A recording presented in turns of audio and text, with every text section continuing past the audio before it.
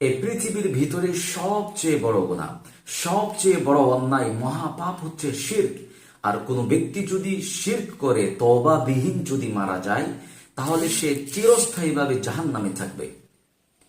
রাসূলুল্লাহ সাল্লাল্লাহু আলাইহি ওয়াসাল্লাম বলেছেন যে আল্লাহ সুবহানাহু ওয়া তাআলা বলেছেন, ইয়া ইবনে আদম লাউ আতাইতানি বিকুরাবিল আরদি খাতায়া, হে আদম সন্তান, তুমি যদি পৃথিবী পরিমাণ গুনাহের বোঝা নিয়ে আমার নিকট উপস্থিত হও, তুম্মা লাকাইতানি লা তুশরিকু বি শাইআ, আর এমনও তো অবস্থায় তুমি আমার সাথে সাক্ষাৎ করো যে তুমি কোনো শিরক করনি, কোনো শিরক গুনাহ করনি, লা আতাইতুকা বিকুরাবিহা মাগফিরা, তাহলে আমি এই পৃথিবী পরিমাণ ক্ষমা নিয়ে তোমার সাথে সাক্ষাৎ করব। তাহলে বোঝা গেল যে আমাদের যত রকমের গুনাহ হোক না কেন, সেখানে যদি শিরক না থাকে, তাহলে আল্লাহ তাআলা ইচ্ছা করলে সেটা ক্ষমা করতে পারেন।